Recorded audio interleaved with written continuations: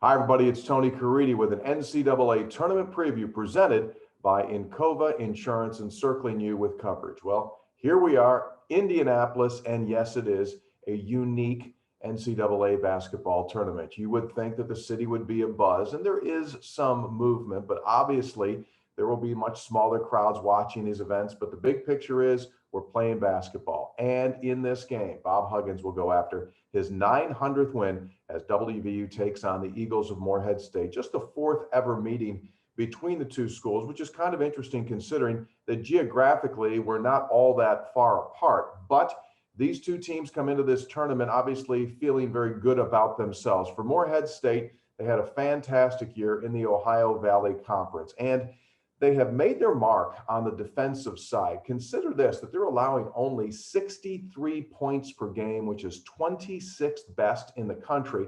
The interesting side of that is that they only score about 69 points per game. So is it all defense? Well, yes and no.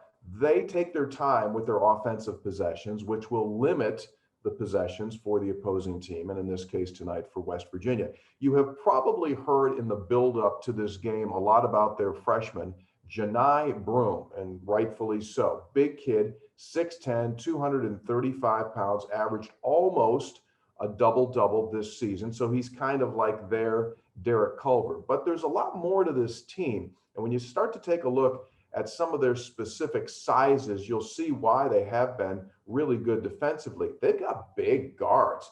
KJ Hunt will start. He's a 6'3" guard. Davon Cooper also is one of their other starters at the guard spot. So they're 6'3" and 6'4". So they do present some big size. Now, big size in the OVC, yes, West Virginia has faced off, obviously, against bigger guards during the course of this season. Bob Huggins has talked this week about Morehead State will have 10 eyeballs on whoever has the ball for West Virginia. He didn't come straight out and call it a pack line defense, but the point is that they are aggressive defensively.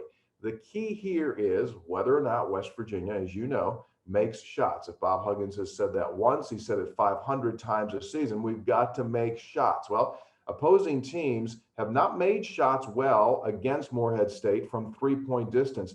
They're only allowing the opposing team to hit 30% of its shots from behind the three-point line.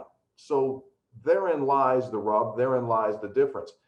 How much of a difference does West Virginia have in playing against the Big 12 conference opposition, going against bigger guards, going against bigger players, and conversely, that great center matchup?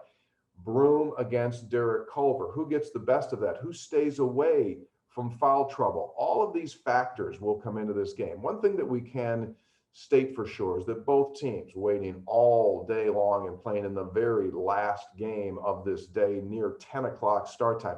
They'll be ready to go. It's going to be about energy early in this game. It's about confidence. The quicker West Virginia can impose its will, the better off it will be. You do not want to get into a situation in this game where you're giving Morehead State a great deal of opportunity or thought that they in fact can win the game. Let's face it, West Virginia comes in as a significant double-digit favorite in this contest. All right, our pregame coverage on the MSN side of things will begin at 8:45. The tip-off is set for about 9:50 this evening, West Virginia and Morehead State. And that is our NCAA tournament preview brought to us by Encova Insurance.